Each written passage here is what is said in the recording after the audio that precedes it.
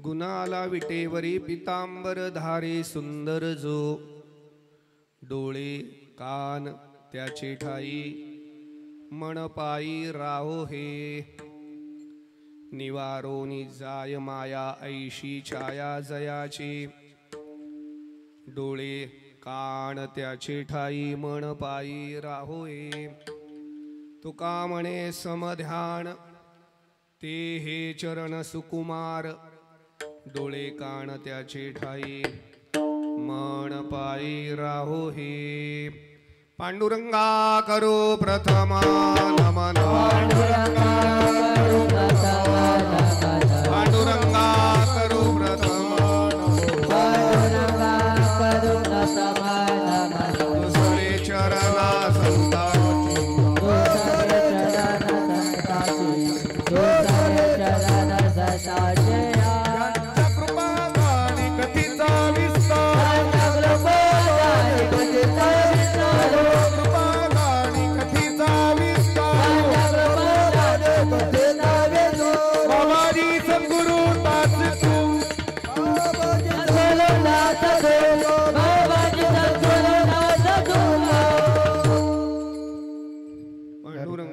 प्रथम नमन दुसरे चरण संतांची या त्यांच्या कृपादाने कथेचा विस्तारू बाबाजी सद्गुरु दास तुका यदक्षरमणाखेय आनंदम मजवेयम श्रीमन निवृत्तीनाथेत ख्यातमं दैवतं महाश्रेत अलक्षत्रे शैले च वायुलोके योगरुडः ओंकार ज्योतिरूपाय आदिनाथंच रूपिणं यथोक्तरूपिणं शंभु निर्गुणं गुणरूपिणं भक्तवत्सल महानंदं शिवगोरखं नमामि गुणाला विटेवरे पितांबरधारी सुंदर जो डोळे कान त्याचे ठाई मन पायी राहो हे वैराग्य परममूर्ती संत श्रेष्ठ श्री जगद्गुरु तुकोबाराय महाराज यांचा अत्यंत महत्वाचा अतिशय प्रासादिक भगवान श्री परमात्म्याच्या सगुण स्वरूपाचं वर्णन करणारा अत्यंत गोड अभंगाजच्या या भव्य दिव्य चालू असलेल्या ज्ञान यज्ञाच्या कीर्तनाच्या चिंतनाकरता सेवेकरिता घेतलेला आहे। परम पावन असलेलं अर्थात आई गोदावरीच्या तटावर विराजमान असलेलं भगवान श्री चिदंबर स्वामी महाराज आणि त्यांचे भक्त संत श्री राजाराम स्वामी महाराज अत्यंत गोड असं जागृत जाज्वल्य आणि ऊर्जा देणारं ईश्वराचं स्वयंभू असलेलं एक स्थान आणि पूज्य राजाराम महाराजांच्या 256वा जन्म उत्सव संपन्न होतो आहे। या परिवाराच्या वतीने या संस्थांच्या वतीने पंचक्रोशीतील वारकऱ्यांच्या वतीने उपस्थित संत सज्जनांच्या वतीने भव्य दिव्य हा उत्सव या पावन भूमीमध्ये गोधातटी अशा सुंदर प्रमाणामध्ये चालू आहे। हे काही सामान्य स्थान नाही आहे। इथं आल्यानंतर जाणीव झाली भगवंताच्या भारतातल्या प्रमुख ऊर्जा स्थानांपैकी हे सुद्धा एक तीर्थक्षेत्र आणि देवस्थान आहे, स्वयंभू स्थान आहे।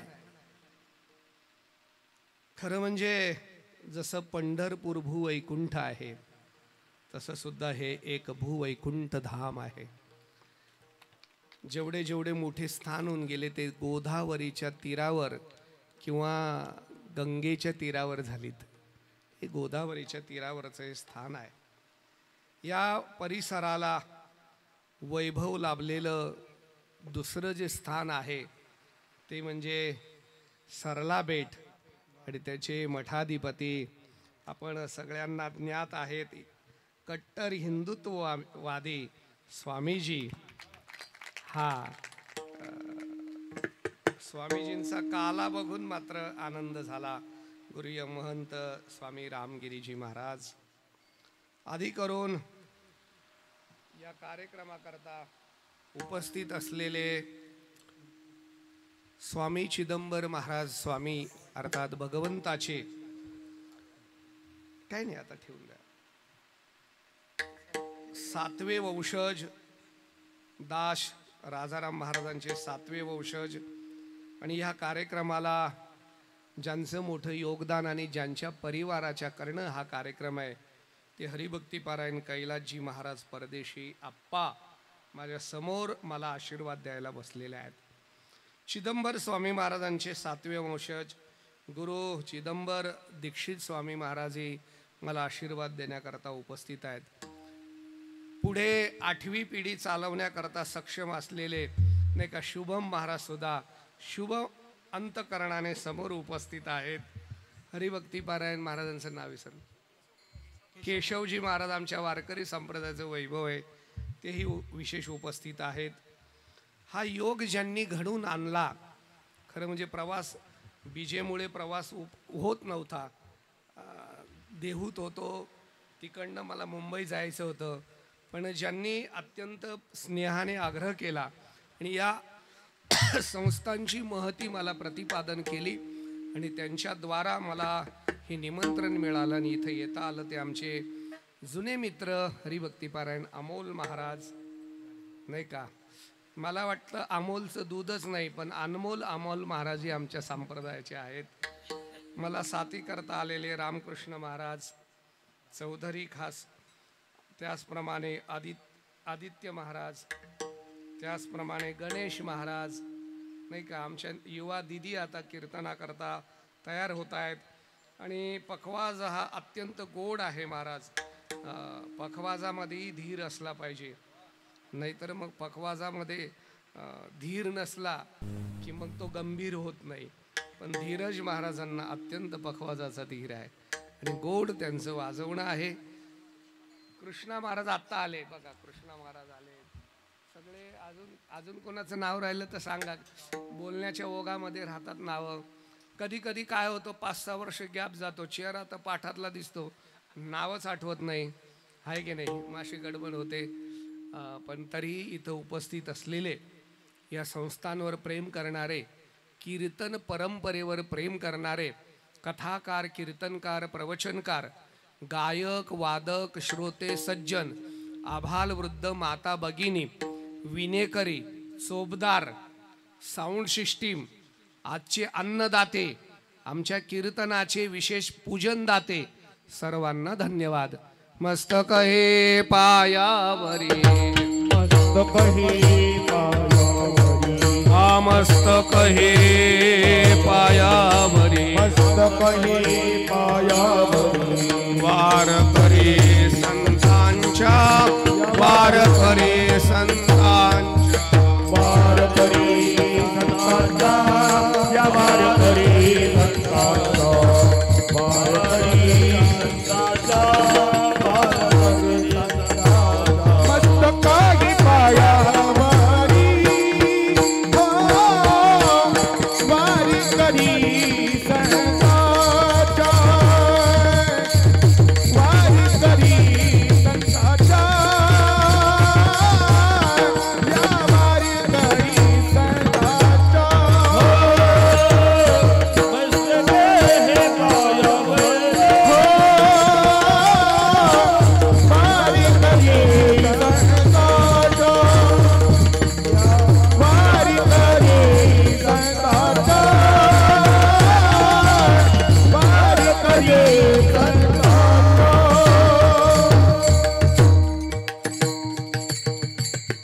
मस्तक हे पायावरी वारकरी संतांच्या गुणाला विटेवरी पितांबरधारी सुंदर जो डोळे कान त्याचे ठाई मनपाई राहो हे इथं सुद्धा स्वयंभू भगवान परमात्मा असल्यामुळे त्यांच्या वर्णनाकरता मी दर्शनानंतर प्रवृत्त झालो आहे आणि म्हणून हा अभंग माझ्यासमोर विशेषत्वाने स्फुरला आहे. नियोजित वेळेमध्ये या अभंगाचा भाव, या अभंगाचं चिंतन आपल्याला करायचं आहे. अभंगाचा भाव काय आहे तर श्री परमात्म्याचं सगुण स्वरूपाचं वर्णन श्री जगद्गुरु तुकोबारायांनी केलेलं आहे. म्हणजे एका महान संताकडनं ईश्वराचं म्हणजे परमात्म्याचं सगुण स्वरूपाचं वर्णन आहे. वर्णन करताना या अभंगामध्ये कुठेही देवाचं नाव घेतलेलं नाही, मात्र लक्षणं अशी केली आहेत की त्या लक्षणावरनं देवाची सिद्धी मात्र आपल्याला करावी लागते. गुना आला विटेवरी पितांबरधारी सुंदर जो अगुणा आहे पण तो स्वरूपाला आलेला आहे, अव्यक्त आहे पण तो व्यक्त झालेला आहे, असा विटेवरती उभा असणारा आणि पितांबर धारण करणारा जो दिसण्याकरता सुंदर आहे. जगाच्या पाठीवर एकच देव आहे, त्याचं नाव श्री विठ्ठल आहे. आणि म्हणून हे वर्णन श्री विठ्ठलाचं आहे, यात यत्किंचित शंका वाटत नाही. अपेक्षा काय आहे महाराजांची? माझे डोळे कान त्या चरणाजवळ लागले पाहिजे अशी माझी इच्छा आहे. का लागले पाहिजे? कारण क्षणामध्ये माया निवारण करून भवसागराला तारून नेणारा फक्त हा परमात्माच आहे. आपण काय केलं पाहिजे? काही नाही, त्याच्या समचरणाचं ध्यान केलं पाहिजे. ते काय ध्यान केलं पाहिजे? गुना आला विटेवरी पितांबरधारी सुंदर अशा विषयाचा, अशा अर्थाचा अभंगाचं नियोजित वेळी थोडंसं भाव, थोडंसं चिंतन करायचं आहे. भगवंताचं वर्णन आहे, भगवंताचं वर्णन आहे. वर्णन शब्द अत्यंत गोड शब्द आहे आणि मराठीमध्ये शोभनीय शब्द आहे. वर्णन शब्द अत्यंत गोड आहे, मराठीमध्ये शोभून शब्द आहे. अलीकडे विश्वाच्या पाठीवर आणि जगाच्या पाठीवर वर्चस्व निर्माण केलेली आणि साहित्याने खणखणून भरलेली एकच भाषा आहे, ती म्हणजे आमची माय मराठी आहे, आमची माऊली मराठी आहे. लक्षात घ्या. आणि म्हणून शासनाला सुद्धा त्या भाषेला अभिजात दर्जा द्यावा लागला. आता अलीकडे जे दिल्लीमध्ये साहित्य संमेलन झालं त्याच्यात सुद्धा मराठीचा गौरव झाला. खरं म्हणजे तर या लोकशाहीतल्या सरकाराने आता मराठीला अभिजात दर्जा दिला, ही लौकिक कीर्ती झाली. पण ह्या मराठीला अभिजात दर्जा प्रत्यक्ष माझ्या ज्ञानेश्वर महाराजांनी 750 वर्षापूर्वीच दिलेला आहे. म्हणून मराठी हा वैभवशाली आणि अत्यंत अत्यंत सुंदर भाषा आहे. वर्णन शब्दाबरोबर अजून मराठीतले फार गोड शब्द मला सुचले, म्हणून जाता जाता बोलून जातो. ऐका, इतका चांगला शब्द आहे मराठी भाषेत एक माननीय. अजून एक चांगला शब्द आहे आदरणीय. अजून एक चांगला शब्द आहे वंदनीय. अजून एक चांगला शब्द आहे पूजनीय. आणि अजून एक चांगला शब्द आहे वर्णनीय. आता थोडीशी आपल्याला माहिती जाता जाता करून जातो. ज्याला सन्मान हवा असेल, जीवनात सन्मान हवा असेल, त्याने सत्ता मिळवली पाहिजे. ज्याला आदर हवा असेल त्याने कर्तृत्व केलं पाहिजे. दुसऱ्याने पाय पडावा असं वाटत असेल त्याने म्हातारं झालं पाहिजे. समाजाने पूजा करावी असं वाटत असेल त्याने ज्ञानी झालं पाहिजे. आणि ह्या जगामध्ये कुणाला वर्णन करावं असं वाटत असेल तर फक्त देवाचं आणि संतांचं केलं पाहिजे. विठ्ठल विठ्ठल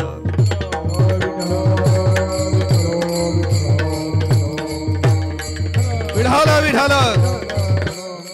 सत्ता माननीय आहे, कर्तृत्व आदरणीय आहे, वय वंदनीय आहे, ज्ञान पूजनीय आहे आणि संत आणि परमात्मा वर्णनीय आहेत. परत मागे येतो. सत जाता जाता सत्तेपुरता मान असतो, त्याच्यावर आपण वेळ का घालत बसायचं? खुर्चीला लई मान आहे, बरं फार मान आहे. पण जर खुर्ची गेली तर तिच्या इतका अवमान या जगात कुणाचाच नाहीये. खुर्चीला मान आहे, पण खुर्ची गेली तर जगात एवढा अवमान कुणाचाच नाहीये. म्हणजे माननीय, ज्याला मान आणि टिंब लावला जातो तो फक्त स्टेजवरच मानला जातो, खाली उतरलं की लोक मानत नाही. वेळ जाईल माझा, पण मला एक गोष्ट आठवली म्हणून सांगतो. म्हणजे सत्ता फक्त किती तात्पुरती माननीय आहे. 22 जानेवारी 2024 हा दिवस या भारतासाठी एक ऐतिहासिक आणि स्वर्ण अक्षराने लिहून ठेवावा असा दिवस आहे. आठवतो का 22 जानेवारी? काय घडलं त्या दिवशी? प्रभू रामचंद्राचं मंदिर झालं आणि त्याचा अजून ऐतिहासिक साक्षीदार 22 जानेवारीला मंदिर झालं, पण त्याच्या आधी 12 जानेवारीला त्या मंदिराची प्राणप्रतिष्ठा करण्याचा अधिकार भारताच्या पंतप्रधानाला निर्माण व्हावा. म्हणून तुम्हाला सांगताना अभिमान आणि स्वाभिमान वाटतो की 12 जानेवारीला नाशिक येथील काळाराम मंदिरात एका कार्यक्रमाचं आयोजन करण्याचं भाग्य मला प्राप्त झालं आणि महाराष्ट्रातल्या 12 प्रमुख संतांना व्यासपीठावर बसून असं खाली मोदीजींना बसून रामरायाचं वर्णन ऐकून 12 दिवस निराहारी राहण्याचा संकल्प मोदीजींनी नाशिकमध्ये केलाय. मला तोही भाव नाही, मला फक्त सत्ता माननीय या शब्दापुरतं मला पुढे जायचंय. मी त्या प्राणप्रतिष्ठेचा साक्षीदार आहे. प्रमुख संतांमध्ये, काही प्रमुख लोकांमध्ये मलाही निमंत्रण होतं. रामरायाचं दर्शनाचं भाग्य आम्हाला लगेच प्राप्त झालं. काही सेलिब्रिटी, काही व्यवसाय क्षेत्रातली मोठी लोक, काही अध्यात्मातली मोठी साधू, अशी एकदम सगळी दर्शनाला प्राणप्रतिष्ठा झाल्यावर आम्ही गेलो. गर्दी झाली थोडीशी सगळीच त्या मंदिरामध्ये. एक 80-85 वर्षाचा म्हातारा स्ट्रेचरवर लोटत होता एक जण, आणि असलेली गर्दी त्यांना स्ट्रेचर पुढे जाऊ देत नव्हतं.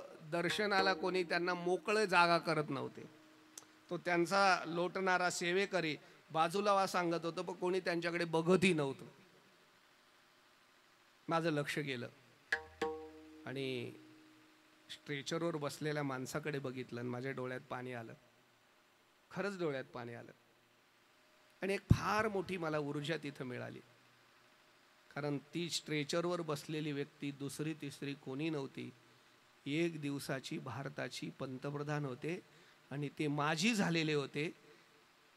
भारताचे पंतप्रधान माजी देवेगौडा त्या खुर्चीवर बसले होते, पण त्यांना सुद्धा कोणी मध्ये जाऊ देत नव्हतं. त्या दिवशी माझ्या लक्षात आलं, सत्ता गेल्यावर पंतप्रधानाची सुद्धा किंमत अशी आहे, तर सत्ता किती भयानक आहे. माननीय, मान फक्त तेवढाच पुरता आहे. दुसरा आदर. या जगामध्ये तुम्हाला आदर हवा असेल तर महान कर्तृत्व करा. एक वाक्य जाता जाता ऐका. स्वतःसाठी जगण्यापेक्षा कधीतरी दुसऱ्यासाठी, कधीतरी गावासाठी, कधीतरी राज्यासाठी, कधीतरी देशासाठी आणि शक्य झालं तर धर्मासाठी जगा. जर तुम्ही असं केलात तर चंद्र सूर्य असेपर्यंत लोक तुमचा आदर केल्याशिवाय राहणार नाही. लक्षात ठेवा, जगात आदरणीय होण्याकरता असामान्य कर्तृत्व करावं लागतं. कुणाचाही आदर होत नाही. आणि मला जर विचारलं की महाराज तुम्ही कुणाचा आदर करतात, मी 2च व्यक्तींचा आदर करतो माझ्या जीवनामध्ये, माझ्या अंतःकरणामध्ये. त्या 2 व्यक्तींना इतकी महान जागा आहे. त्याच्यातली एक व्यक्ती हरिभक्त आहे आणि दुसरी व्यक्ती देशभक्त आहे. आदर करायचा असेल तर हरिभक्ताचा करा, आदर करायचा असेल तर देशभक्ताचा करा. हरिभक्ताचा आदर करायचा असेल तर जगद्गुरु तुकोबारायांचा करा, आणि देशभक्ताचा आदर करायचा असेल तर छत्रपती शिवाजी महाराजांचा करा. असामान्य कर्तृत्व आहे. मग तुकोबारायांसारखं ज्यांचं कार्य असेल, तुकोबारायांच्या विचाराला जे सहमत असेल आणि संतत्वाला बाधा येणार नाही अशी भक्ती ज्यांच्या ज्यांच्या जीवनात असेल, त्या सगळ्याच हरिभक्तांचा आदर करा. आणि छत्रपती शिवरायांच्या विचाराचे जे लोक असतील त्या सगळ्या देशभक्तांचा आदर करा. आदरणीय. पुढचा शब्द वंदनीय. काय आहे? ज्ञानोबारांनी एक सूचना दिली आम्हाला ज्ञानेश्वरीत. जयाचे आयुष्य 10 कोटी होय, बळ प्रज्ञा जिरोणी जाय तयाचे नमस्कारी पाय वडील म्हणोनी. ज्याचं आयुष्य कमी झालंय, इंद्रिय क्षीण झाली आहेत, विचार करण्याची क्षमता संपली आहे, अशा ज्येष्ठाला आपण नेहमी वंदन केलं पाहिजे. एक वाक्य नीट ऐका. आयुष्य, विद्या आणि यश याची वृद्धी व्हावी अशी वाटत असेल, आयुष्य विद्या यश मिळावं असं वाटत असेल तर एक काम सुरू करा. रोज घरातल्या ज्येष्ठ पुरुषांना वंदन करायला शिका. ज्येष्ठ पुरुषांचं वंदन जीवनामध्ये आयुष्याची वृद्धी करते. ज्येष्ठ पुरुषांचं वंदन विद्येची वृद्धी करते आणि ज्येष्ठ पुरुषांच्या वंदनामुळे जीवनात यश मिळतं. विठ्ठल विठ्ठल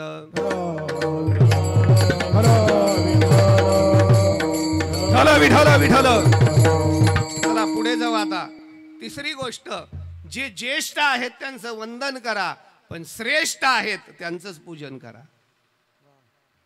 थोडस अजून बोलतो. बरेच ज्येष्ठ असतात, श्रेष्ठच होत नाही, आहे की नाही?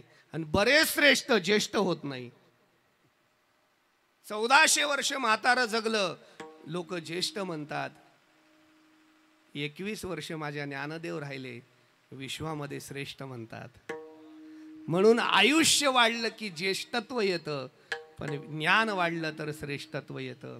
आकार वाढला की ज्येष्ठत्व येतं, विचार वाढले की श्रेष्ठत्व येतं. स्वतःसाठी जगला की ज्येष्ठ होतो, दुसऱ्यासाठी जगला की श्रेष्ठ होतो. त्याच्याही पलीकडे जाऊन सांगू, अज्ञानी जीवांना ज्ञानार्जन करून विश्वकल्याणाचा मार्ग दाखवला की श्रुतिस्मृतीचे अर्थ आपणची ओनी मूर्त अनुष्ठाने जगा देत वडील जे असे अमूर्त असलेले मूर्त रूप धारण करतात आणि समाजाला ज्ञानार्जन जे करतात ते कायमच पूजनीय असतात. लक्षात ठेवा. विठ्ठल विठ्ठल.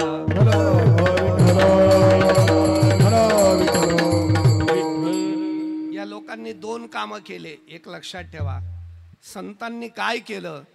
रस्ता झाडायचं काम केलं आणि रस्ता उजळायचं काम केलं. उजळावया आलो वाटा, खरा खोटा निवाडा, खरा खोटा निवाडो, खरा खोटा निवाडो.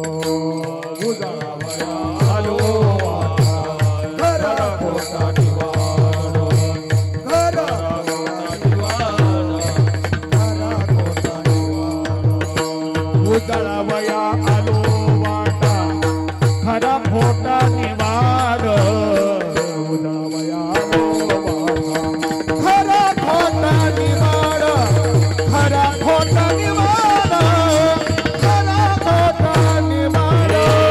उजळावया आलो वाटा, खरा खोटा निवाड, खरा खोटा निवाड. उजळावया आलो वाटा, खरा खोटा निवाड, खरा खोटा निवाड, खरा खोटा निवाड.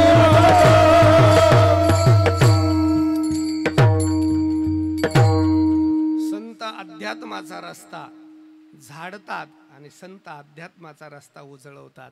झाडू संतांचे आणि उजळावया आलं वाटा. त्याच्या पुढे जाऊन सांगू का महाराज?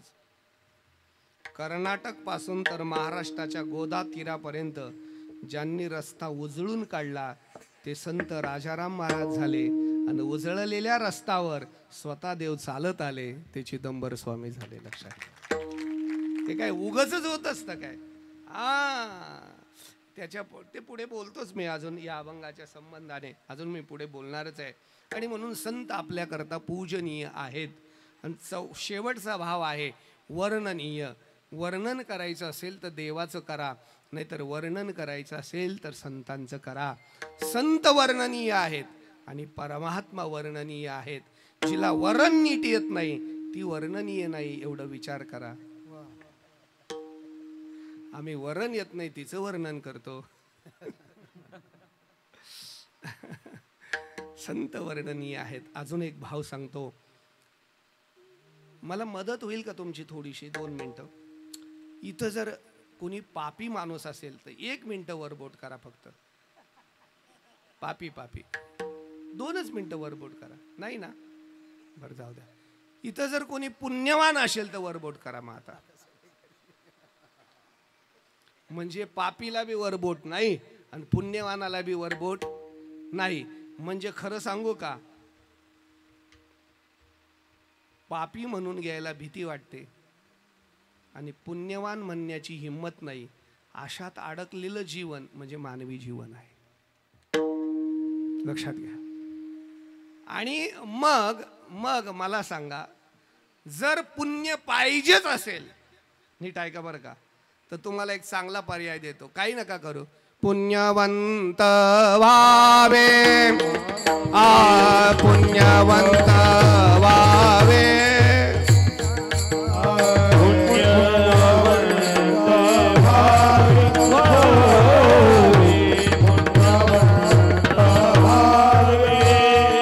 गीता सज्ज नांची नावे, गीता सज्ज नांची नावे.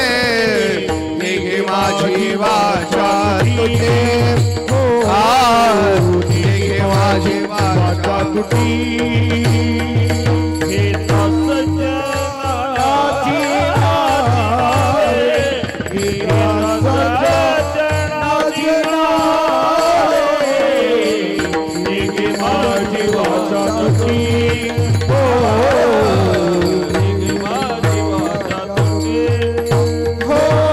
पुण्यवंत व्हावे, गीता सज्ज नांची नावे, गीता सज्ज नांची नावे, गीता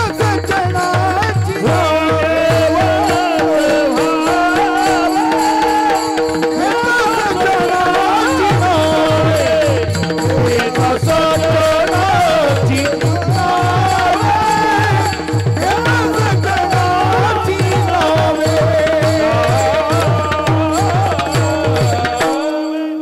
किंवा तुका म्हणे जपे, तुका म्हणे पापे, जाती संताची ये जपे. त्रिपाया ठवली चित्ता, तरी दे आपुली योग्यता.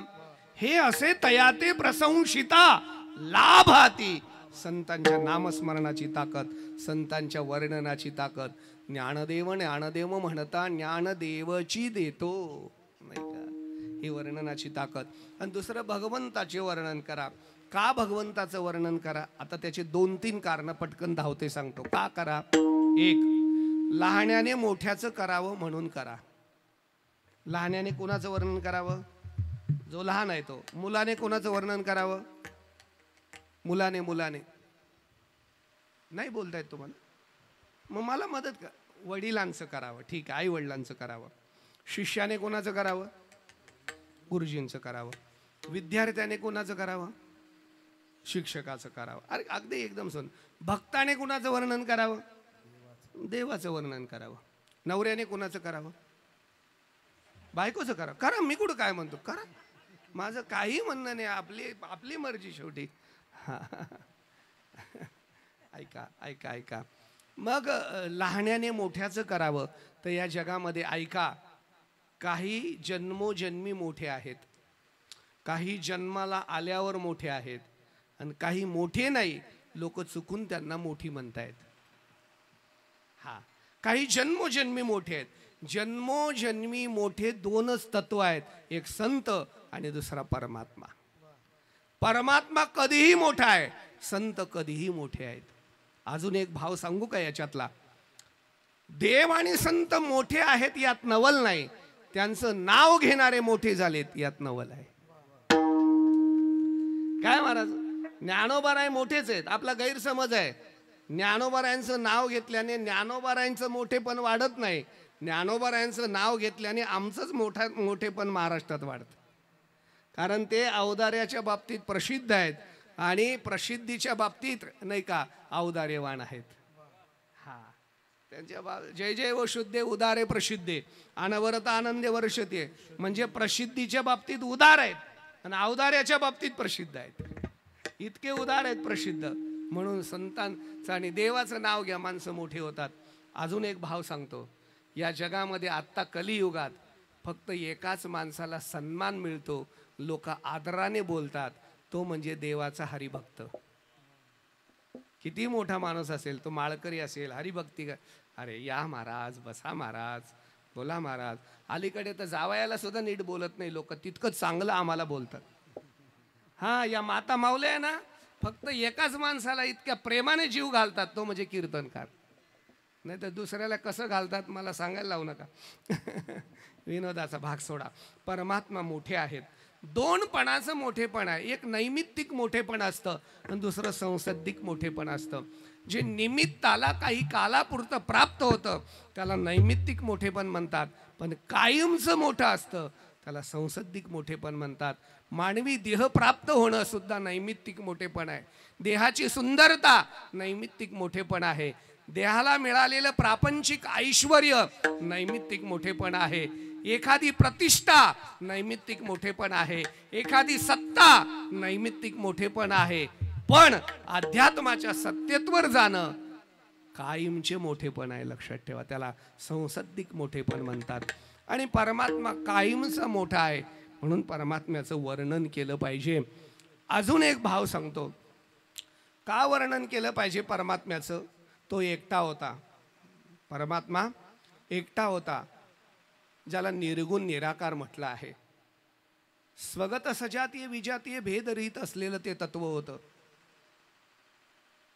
शून्याचे नभत्व गिळूनी गुणत्रयाती नुरुणी शून्य ते महाशून्य श्रुतिवचन संमत.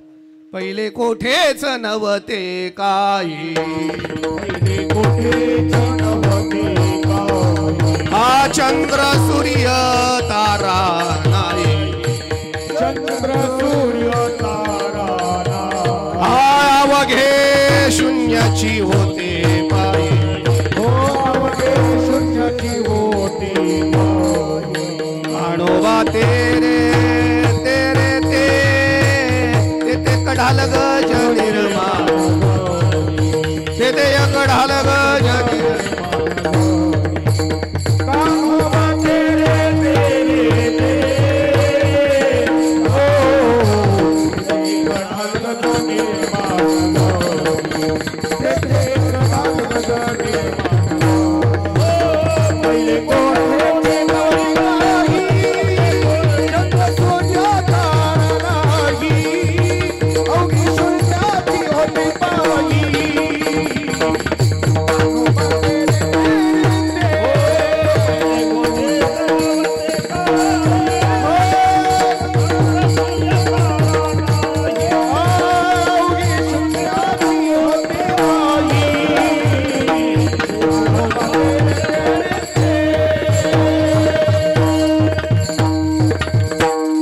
काही नव्हतं महाराज. चंद्र नाही, सूर्य नाही, विश्व नाही.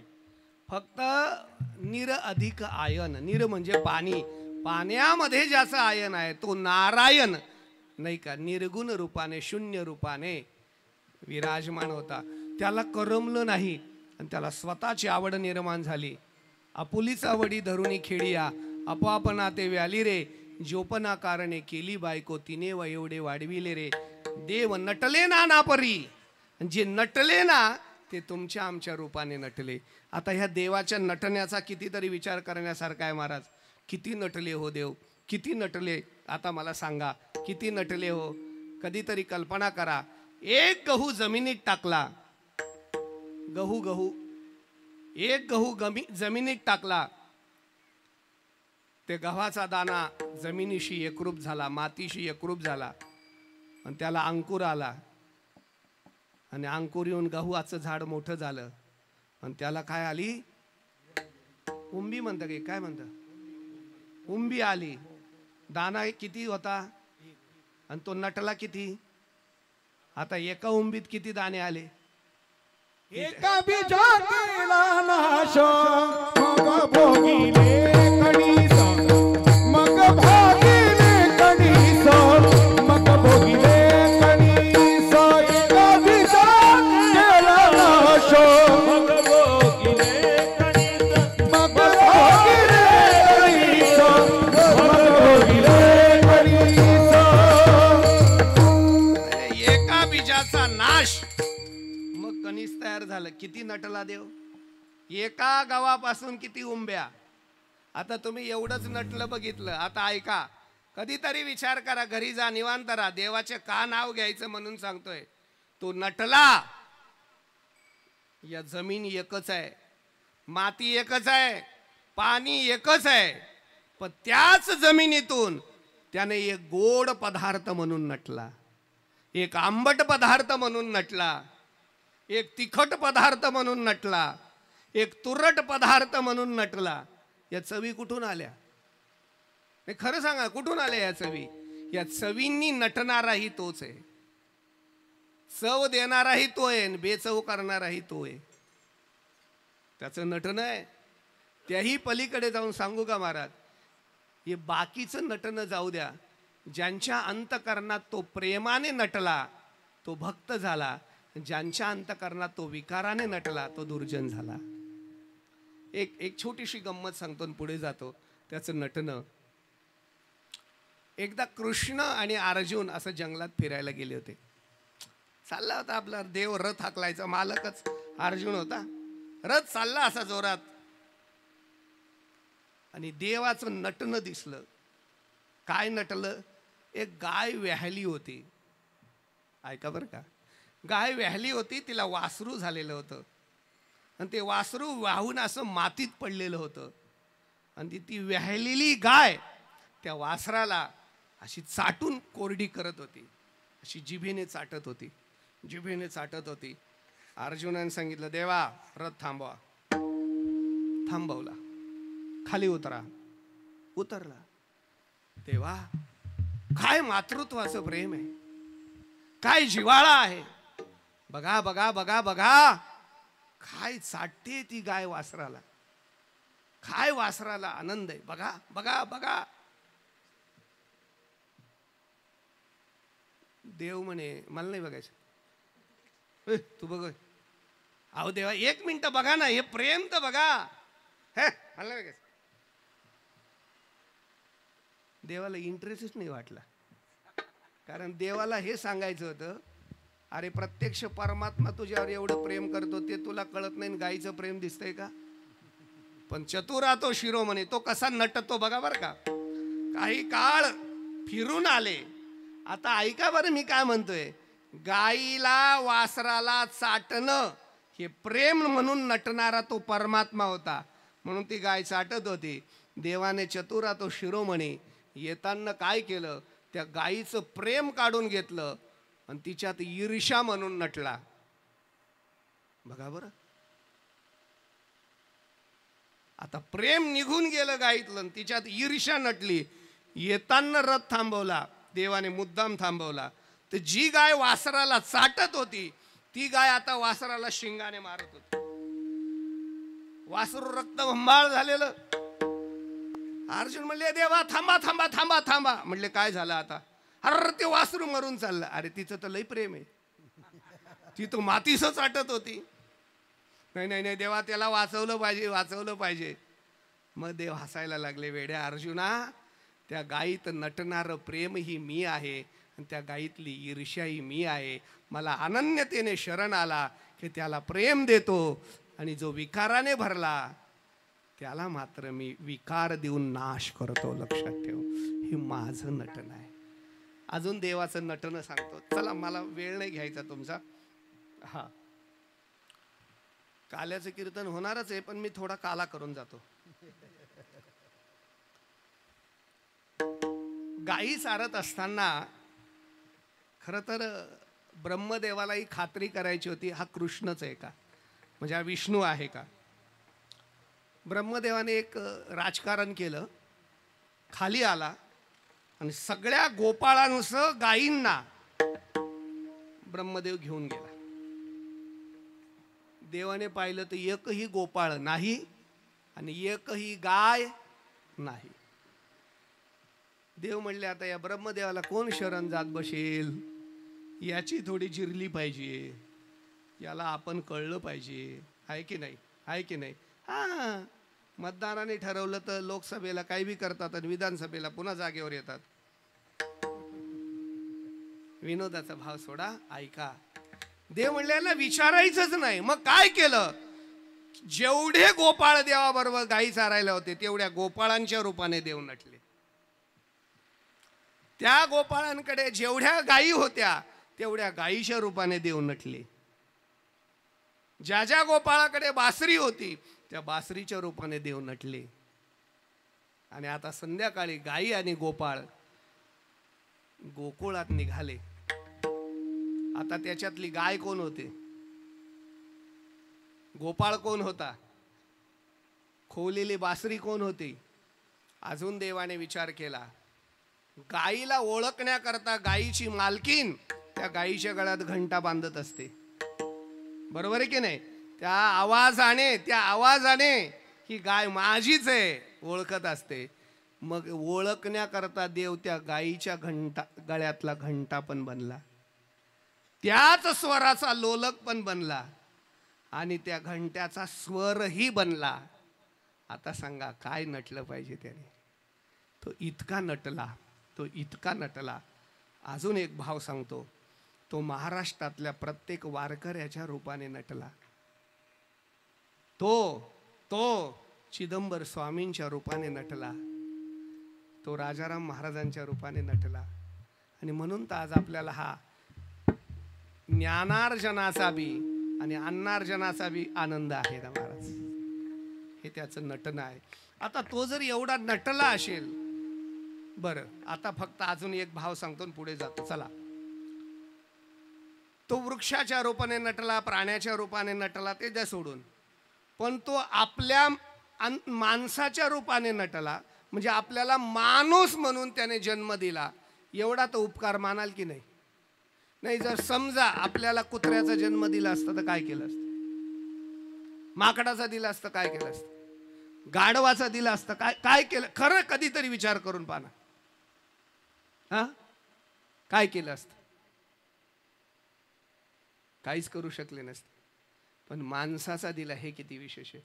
दिले इंद्रिय हात पाय कान, डोळे मुख बोलाया वचन, तेने तू जोडशी नारायण. नाही का नाशिव वगैरे अहो बर किती सुंदर दिले ना. मग शरीर उत्तम चांगले, शरीर उत्तम चांगले, शरीर सुखाचे गोसुले, शरीरे साध्य होय केले, शरीरे साध्य होय केले, शरीरे साधे परब्रह्म. शरीर उत्तम चांगले, शरीर उत्तम चांगले, शरीरे साधे परब्रह्म. उत्तम चांगले, शरीर उत्तम चांगले, शरीर उत्तम चांगले, शरीर सुखाचे घोसुले, शरीरे साध्य होय केले, शरीरे साधन परब्रह्म. शरीर उत्तम चांगले, शरीर सुखाचे घोसुले, शरीरे साध्य होय केले, शरीरे साधन परब्रह्म. अरे उत्तम शरीर दिलं, काय करायचं बरं? खरं सांगा ना. उत्तम दिलं म्हणजे माणसाचं दिलं. मी तर त्याच्या पुढे जाऊन बोलू सांगू का तुम्हाला? ज्याला माणसाचा जन्म मिळाला ना, हेच खूप पुण्य आहे. त्याला आता काही मागूच नाही देवाकडे. माणूस बनवलं, याच्यापेक्षा काय केलं पाहिजे देवाने तुम्हाला? हा, अहो माणूस बनवलं म्हणजे तुम्हाला हात आले, माणूस बनवलं म्हणजे पाय आले, माणूस बनवलं म्हणजे वाणी आली, मानव बोलवलं म्हणजे श्रवण आलं, माणूस बनवलं म्हणजे नजर आली, त्याही पलीकडे माणूस बनवलं म्हणजे विचार क्षमता आली, माणूस बनवलं म्हणजे काय विवेक आला. अजून काय केलं पाहिजे? हा, मला सांगा ना महाराज. एकाला देवाने बनवलं, हात बी दिले नाही पाय बी दिले नाही, काय करणार आता? हात बी थोटे आणि पाय बी नाही, काय करणार? आणि जन्म दिला पैठणमध्ये, तरी गडबडत रोज प्रवचनाला यायचं. दिंडी निघाली पंढरपूरला. ते म्हणले कसं काय चालेल, मी बी येतो. रोज गडबडायचा. किती गडबडणार सांगा बरं, हात नाही पाय नाही, किती गडबडणार. दिवसभर चालला कातडी सोलली जायची, माती लागायचं, शेण लागायचं. चालता आता पैठण कुठे पंढरपूरकडे हळूहळू कातडी रक्त निघायला लागलं, रक्त भंबाळ झाला. सांगा बरं, कसा तरी बार्शीपर्यंत पोचला आणि तिथं म्हणलं आता येऊ शकत नाही, तिथंच देह ठेवला, रक्तबंबाळ झालेला. पण देह ठेवला, पण त्याच्या अंतकरणात भाव काय होता? पांडुरंगाचं दर्शन घ्यायचं. लक्षात घ्या, आतला भाव होता म्हणून पांडुरंग पंढरपूरहून बार्शीला आला, त्याला जिवंत केले. मुकम करोती वाचालम पंगुलन दिले, त्याला हातपाय दिले आणि त्याला समृद्धी दिली. तो नसलेला म्हणजे कुर्मदास आहे, लक्षात ठेवा. म्हणजे ज्याला काही नाही त्याला एवढी आवड आहे, हात नाही पाय नाही, त्याला पंढरपूर जावं वाटतं. आणि ज्याला हात आणि पाय दिलं त्याला गौतमी पाटील पाहावी वाटते. अरे काय माणसं आहे तुम्ही रा, एवढ्या करता दिले का रे तुम्हाला हात आणि पाय? हा, डोळे तुम्ही घ्या रे सुख, एवढ्या करता दिले का रे? हा, तुम्ही ऐका रे कान, एवढ्या करता दिले का रे? नंगा नाश करतात उगाच. या महाराष्ट्राच्या संस्कृतीला बत्ता लावतात. महाराष्ट्राची संस्कृती ही वारकरी संप्रदायाची आणि कृष्ण भक्तीची परंपरेची व्यापक संस्कृती आहे. इथं विष्णू आणि शिव भेद नाही महाराज, अशी संस्कृती आहे. म्हणून त्याचं वर्णन करा. इथपर्यंत आलो. आता आज शेवटचा भाव आहे का, वर्णन करायचं असेल तर तो दिसला पाहिजे. तो दिसला पाहिजे म्हणजे तो आकाराला आला पाहिजे. त्याचे स्वरूप बघितलं तर निर्गुण निराकार आहे, निर्गुण साकार आहे, सगुण साकार आहे आणि सगुण मूर्तिकार आहे, मूर्ती रूपाने आहे. तो निर्गुण निराकार आहे, ज्याला रंग नाही, रूप नाही, नाही वर्ण छाया, त्याला काहीच नाही. मग त्याचं काय वर्णन करणार? ऐका ना, काही नाही वर्णन करणार. मग त्याला वर्णन करता यावं त्याकरता संतांनी किमया केली. त्याला तो स्वतःहून जरी सगुण साकार झाला असेल, पण संतांनी त्यांना मूर्ती रूपाने आणलं.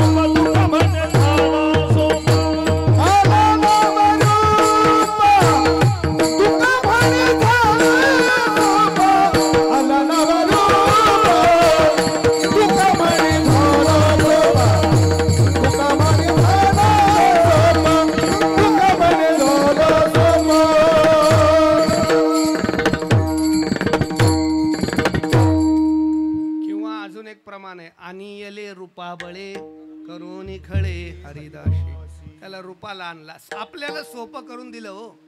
हे बघा, मला सांगा, तुमच्याशी बोलतो, तुमच्याकडे लाडक्या बहिणी हा हा. आता मला सांगा, कल्पना करा, माझ्याकडे 5 किलो सोनं आहे कीर्तनापुरतं. किती सोनं आहे? बोला ना, किती सोनं आहे माझ्याकडे? 5 किलो सोनं आहे. त्याच्यातले 2.5 किलोचे दागिने आहेत, बांगड्या आहेत, गळ्यातलं सगळं रेडी आहे, आणि 2.5 किलोचे बिस्किट आहेत. आता ते म्हटलं जाऊ द्या, इथं एवढं संस्थान आहे, एवढे तुम्ही लाडक्या बहिणी आहेत, तुम्हाला जर सरकार 1500 देतं तर आम्ही बी काहीतरी दिलं पाहिजे. म्हणून ते 5 किलो सोनं मला वाटायचं आहे. त्याच्यातले 2.5 किलो दागिने आहेत आणि 2.5 किलो बिस्किट आहेत. खरं सांगा, तुम्ही आधी काय घेणार? काय घेणार? दागिने घेणार. पण सोनं एकच आहे ना, सोनं एक आहे तरी तुम्हाला दागिने पाहिजे. चला तुमच्याशी बोलतो. पंगत आहे, चांगल्या माणसाने पंगत दिली, त्याने विचार केला शिवचिदंबर स्वामी महाराजांची सेवा आहे, संत रामदास महाराजांची सेवा, राजाराम महाराजांची सेवा आहे. पंगत दिली आणि त्याने पंक्तीवर वाढायला गावरान तूप आणलं. अमोलचा 15 किलोचा डबा आणला. ते वाढा. आता लोक पंक्ती बसल्या वाढायला लागून गेले. ते लक्षच नाही कोणाचं. तूप अर्ध्या पंक्ती झाल्या. मग अरे तूप नाही वाढलं. अरे अरे अरे लक्षातच नाही कोणाचं. अरे फोडा डबा. घाईघाईत डबा फोडला. धावपळीत काय नाही लगेच ते तूप असं भरलं घट्ट झालेलं आणि गोळेच्या गोळे वाढायला लागले. तुपाचा गोळा. एक विशार होता त्याने पटकन वितळवलं आणि चमच्याने वाढायला लागला. तूप. आता तुम्ही चूप कोणतं तूप घेणार? तुपाचे गोळे घेणार का वितळलेलं तूप घेणार? अहो तूप एकच आहे. तूप एक आहे तरी तुम्हाला वितळलेलं पाहिजे.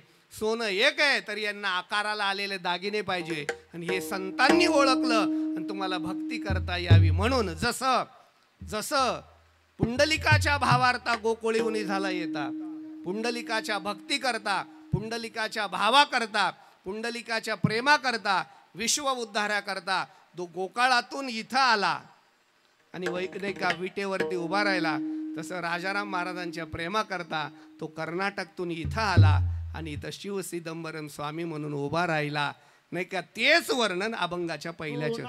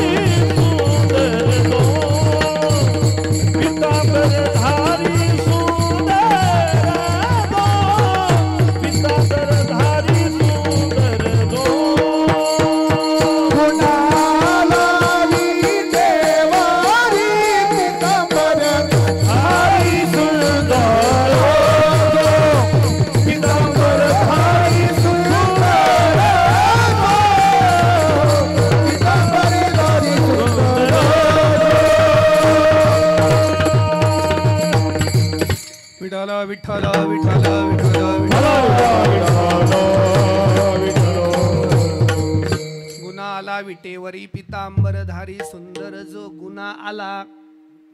अगुणा होता, गुणाला आला. अव्यक्त ते आकार आले नाही का, गुन्हा आले.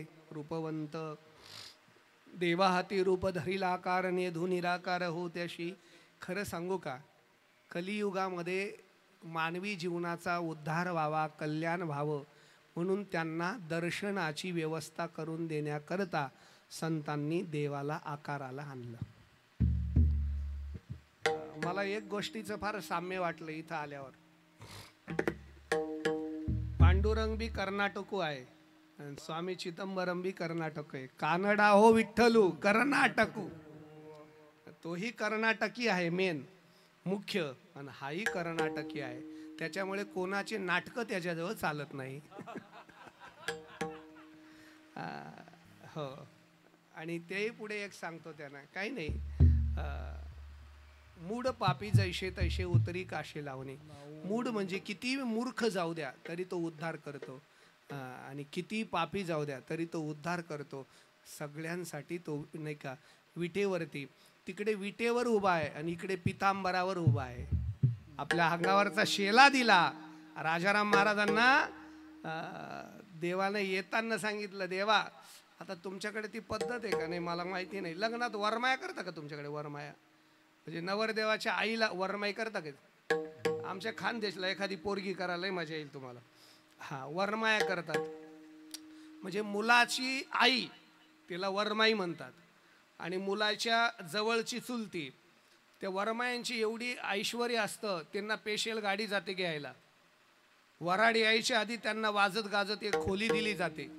सगळ्यांच्या आधी जेवण दिलं जातं, आणि मग त्या वरमाईंचे म्हणजे मुलीचे आई जी असते ते मुलाच्या आईचे पाय धुते, वेणी फणी करून देते, सगळी सेवा करते, आणि मग त्यांना मिरवून मंडपात आणते. त्यांच्या पायाला माती लागू नये म्हणून इकडच्या मुलीकडच्या ज्या वरमाया असतात त्या आपल्या साड्या अशा खाली आथरतात, आणि त्या साडीवर त्या वरमाया चालत येतात. आमच्याकडे खानदेशची पद्धत आहे. त्या कपड्यावर त्यांना माती लागू नये म्हणून. मग नवरदेवाच्या आईची एवढी व्यवस्था, तर मग आमच्या संत राजाराम महाराजांनी सांगितलं, माझा शेला आथरतो, तुम्ही या शेलावर प्रभू चालत या आणि इथं विश्व कल्याणाकरता विराजमान व्हा. नाही का, पितांबरधारी सुंदर जो, त्याने पितांबर धारण केलाय. आला, आता मी व्याकरणाचा विचार करत नाही, तो आला, त्याने पितांबरधारी, त्याला बरमुडा नेसता आली असती ना, जीन्स घालता आली असती ना, म्हणजे खरं आहे सांगा, पण त्याने पितांबर धारण केलेला आहे. कीर्तनकाराने कीर्तन करताना पंचा नेसायचा अशी पद्धत आहे. आता मी नेसलेलं काय आहे? पंचा. याला धोतर म्हणतो आपण, पण खरा हा शुद्ध पंचा शब्द आहे. याला पंचा का म्हणायचं सांगू का आता? हा, ज्याला 5 ठिकाणी खोसावं लागतं त्याला पंचा म्हणतात. सरळ कपडा आहे, इथं खोसला 2 ठिकाणी, खोसला की नाही? अरे धोतर नेसेल त्याला कळेल ना, किती झाले? मिऱ्या करून इथं खोसला, किती झाले? काष्टामागे खोसला, किती झाले? परत उचलून खोसला, किती झाले? याला पंचा म्हणतात. याला काय म्हणतात? पंचा. हा पंचा का नेसायचा आहे कीर्तनकाराने, वारकऱ्याने किंवा देवाच्या पुजाऱ्याने किंवा हरिभक्ताने? हा पंचा का नेसायचा आहे? हा देह पंचमहाभूताचाच आहे, आणि एक दिवशी देह पंचमहाभूतात विलीन होणार आहे. म्हणून ह्या पंचाचं एक वैशिष्ट्य आहे, या पंचाला खिसा नाही. म्हणून देवाचं काम करणाऱ्याच्या पंचाला खिसा नाही, आणि त्याने खिसा भरण्याकरता परमार्थ करायचा नाही. पंचमहाभूतात तो विलीन होणारच आहे याची जाणीव ठेवायची, आणि समाजाला ज्ञानार्जन करायचं. लक्षात ठेवा, तुम्ही माझा सत्कार केल्यावर मला काय देता? उपरणं देता, शॉल देता. तुम्ही ठरवलं तर शर्ट बी देऊ शकता ना, पण शर्ट द्यायची पद्धत आहे का? काय पद्धत आहे? उपरणं द्यायचं आणि शॉल द्यायची. कारण उपरण्याला बी खिसा नाही, शॉलीला बी खिसा नाही. हे वैराग्याचं प्रतीक आहे, ही वारकरी संप्रदायाचं वैभव आहे. लक्षात ठेवा. हा, म्हणून हे निर्विकार, म्हणून माणसाने, आणि म्हणून देवाने पितांबर, देव विश्वाचा मालक आहे. नीट ऐका, तो विश्वाचा मालक आहे, तरी आपल्याला जाणीव करून देण्याकरता पितांबर धारण करतो. अधिक अंबर काही नाही, आकाशाचा अंबर कर बाबा, धरणी मातेची हे कर, याच्यातच तू राह. बाकी जीवकृत संसारात अडकू नको, ईशकृत संसारात जगण्याचा प्रयत्न कर आणि माझी भक्ती कर. तो आकाराला आला आहे, पितांबरधारी सुंदर जो, तो प्रचंड सुंदर आहे. त्याचं वर्णन करताना भगवंताला सुंदर म्हटलंय. या जगामध्ये त्याच्या इतकं सुंदर कोणीच नाही महाराज. सुंदर ते ध्यान उभे विटेवर, सुंदर ध्यान उभे विटेवर, करकटावरे ठेवोनिया, करकटावरे ठेवोनिया, तुळसी हार गळा आकाश पितांबर, तुळसी हार गळा आकाश पितांबर,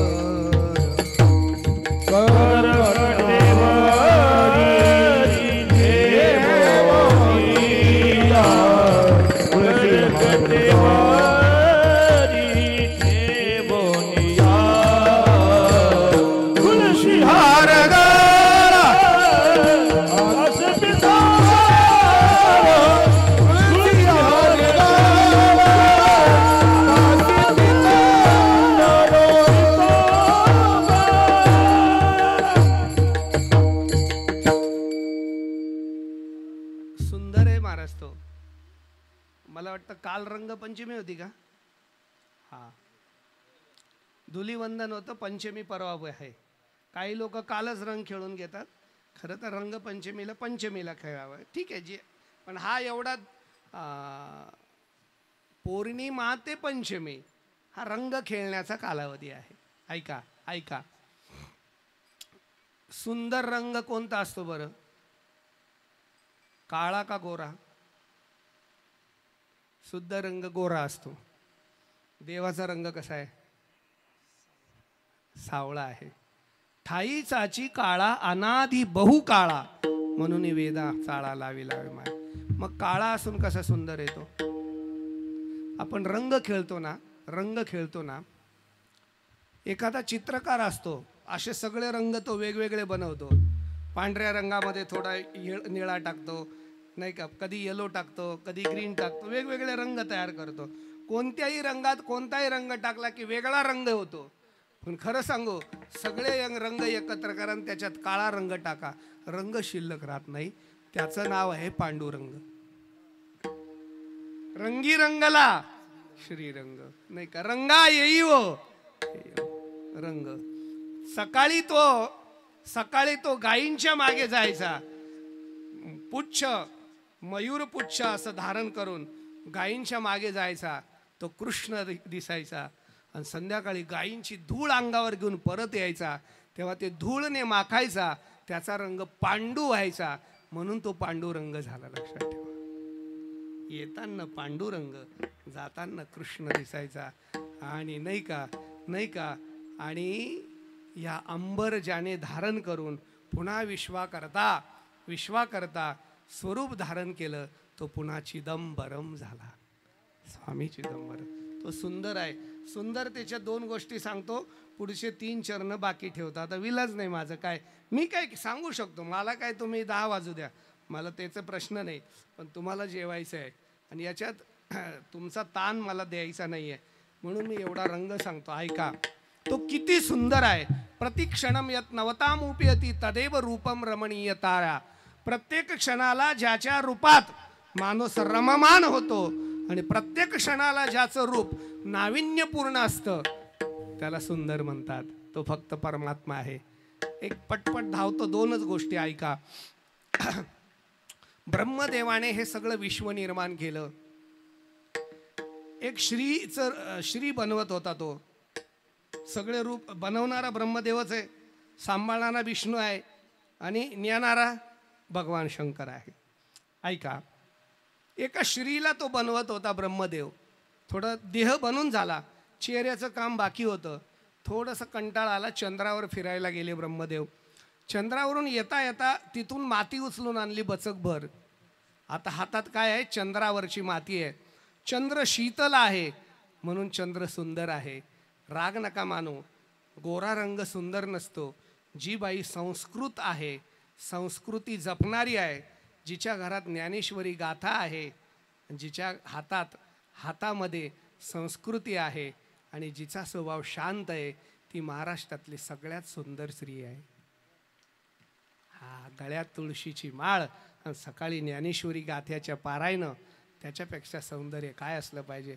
चंद्राची शीतलता त्या चेहऱ्याला आली. त्या बाईचा जन्म झाला, तिचं नाव आहे दमयंती. किती सुंदर होती दमयंती. नल दमयंती राजा होऊन गेला. इतकी सुंदर झाली. का सुंदर झाली? चंद्राच्या बचकवर मातीने सुंदर झाली. तुम्हाला सांगतो 33 कोटी देवांना वाटत होतं ही मला मिळावी, पण ती नल राजाला मिळाली. ती का सुंदर झाली? चंद्रावरच्या बचकभर मातीने सुंदर झाली. जर चंद्रावर बचकभर माती एखाद्या स्त्रीला एवढं सौंदर्य देऊ शकते, तर माझ्या पांडुरंगाच्या चेहऱ्यावरती तुझी निडळी कोटी चंद्रप्रकाश, कोटी चंद्राचा प्रकाश आहे. घरी जाऊन विचार करा तो किती सुंदर असेल. आता शेवटचं सांगतो आणि डायरेक्ट भजन घेतो. दिंडी चालली होती एका गावातून. त्या गावात एक वेश्या राहत होती. त्या वेश्येला एक मुलगी झाली होती. तारीने भांड मुलगी होती, वयात आलेली मुलगी. असं सौंदर्य देवाने दिलं होतं. अनेक देशाचे राजे, अनेक देशाचे युवक त्या सुंदरीला बघण्याकरता यायचे. नुसते असे बघून जायचे. पान खाल्लं तिने तर घशातून पान लाल दिसायचं. किती सुंदर असेल ती सुंदरी. आणि दिंडी आपली चालली होती, वारकरी भजन करत चालले होते. तिला अपेक्षा होती की जो ह्या गल्लीतून जातो किंवा जो ह्या गल्लीत येतो तो मला बघायला येतो. ती अशी गॅलरीत उभी होती आणि वारकरी आपले ज्ञानोबा माऊली तुकाराम, ज्ञानोबा माऊली तुकाराम. वेळ नसल्यामुळे म्हणत नाही. हे आपल्या भजनात दंग होऊन निघाले. कोणीच त्या पोरीकडे पाहिना. तिचा अहंकार जागा झाला. सगळं जग ह्या गल्लीत मला बघायला येतं. नानाविध प्रकारचे राजे मला बघायला येतात. हे कोण आहेत अशी माणसं? वरती बघत नाही म्हणून रागारागाने खाली उतरले आणि विनय करण्याची गच्ची धरली. विनेकरी म्हणलं आपला काहीच संबंध नाही, मालक तिकडे दिंडीवाला. मग फेटेवाल्याची गच्ची धरली. थांबा, कोण आहात तुम्ही? ते म्हणले, ए बाई सरक, भजन करू द्या आम्हाला. अरे कोण आहेत तुम्ही? एवढी तुमच्या समोर सुंदरी उभी आहे, तिला बघत नाही, कोणाचं भजन कर? कुठे चाललात? ती म्हणले, बावळट, तू सुंदर आहे, तू सुंदर आहे, पण या जगात जो सुंदर आहे आणि जगाला जो सुंदर बनवतो त्याला बघायला आम्ही चाललो. तो कुठं आहे? पंढरपुरात आहे. कसं शक्य आहे? माझ्यापेक्षा या जगात कोणी सुंदर असू शकतो? खात्री करून घे. आणि म्हणून माझ्यापेक्षा कसा सुंदर आहे तेच बघते. म्हणून ती पोरगी बी दिंडीत पायी आली. कशाला? माझ्यापेक्षा सुंदर आहे का बघायला. दिंडी आली पंढरपुरात. चंद्रभागेचं स्नान झालं, कीर्तन ऐकलं, नगर परिक्रमा झाली. आता दिंडी मंदिरात गेली आणि पांडुरंगासमोर दिंडी केली आणि पोरीने देवाला बघितलं. राजस सुकुमार त्रिभुवन कमलम तमाल वर्णम रविकर गौर वरम वरम ददानी वपुरलक कुल व्रतानाब्जम विजयसखीरस्तमे नवद्या. श्रीकृष्णाच्या सौंदर्यापुढे लक्ष्मी भुलून झाली वेडे. मदन पोटा आले बापुडे, ते तर कुणीकडे इंद्रचंद्र. इंद्रचंद्र तेही यातीची स्तविती. नाही का? असा सुंदर तो परमात्मा बघितला, त्याचं स्वरूप बघितलं आणि त्याचं सौंदर्य बघितल्यानंतर ही मात्र फिकी पडली, धन्य झाली, चरणावरती नतमस्तक झाली. ती म्हणले, तू जर एवढा सुंदर आहे तर या नाशिवंत देहाला सुंदर म्हणण्याचं काय कारण? आणि ह्या देहाचा जर विकारासाठी कोणी वापर करत असेल तर मला जगणं नाही. देवा तुझ्या चरणात घ्या. जसं डोकं टेकलं चरणाजवळ आणि परमात्म्याच्या चरणाला मिठी मारली, तिच्यातलं जीवतत्व निघून परमात्मामध्ये विलीन झाली. ती सुंदरी दुसरी तिसरी कोणी नाही, कान्होपात्रा आहे. मग कान्होपात्रा धन्य झाली आणि आज तिथी मंदिरात समाधी मिळाली. जर कान्होपात्रा त्याच्या सौंदर्यात वेडी झाली असेल, असे लई वेडे झाले. ज्ञानोबा तुकोबाराय सुद्धा वेडेच झाले म्हणावं लागेल नाही का त्याच्या सौंदर्याने. असा परमात्मा डोळे कान त्याचे ठाई, आपले डोळे कान लागले पाहिजे. आता दृष्टीत पुढे ऐसाची तूर आहे, जो मी तुझं पाहे पांडुरंगा. नाही का निवारुणी जाय माया, ऐशी छाया जयाची. तुका म्हणे समध्यान, ते हे चरण सुकुमार. प्रत्यक्ष समधान पांडुरंगाने विटेवरती कटेवरती हात ठेवलेले आहेत आणि चिदंबर स्वामीने देण्याकरता हात आशे केले आहेत नाही का. म्हणून इथं देण्याकरता बसलाय हा परिवार आणि हा भक्त परिवार इतकी मोठी सेवा करतोय. माझं परम भाग्य की ही सेवेत मला सामील होता आलं आणि भगवंताचा एका चरणाचं वर्णन करता आलं. वेळ कमी मिळाला, परत कधी योग आला तर आपण त्याचं चिंतन करू. ही सगळी सेवा स्वामी चिदंबर महाराज आणि संत राजाराम महाराज. उद्या फाल्गुन वद्य द्वितीय आहे. जगद्गुरु तुकोबारायांचा सदेह वैकुंठ गमन सोहळा आहे. संत जातात आणि पुन्हा येतात नाही का. वैकुंठात तुकोबाराय गेले आणि संत राजाराम महाराज उद्याच्या तिथीला आले. असा योग आहे. त्यांच्या जयंती दिनाच्या निमित्ताने, प्रगट दिनाच्या निमित्ताने हा उत्सव आहे. त्यांच्या चरणी ही सेवा समर्पित करतो. तुम्हा सर्वांना धन्यवाद देतो आणि थांबतो. विठोबा रखुमाई, विठोबा रखुमाई, जय विठोबा रखुमाई, विठोबा रखुमाई,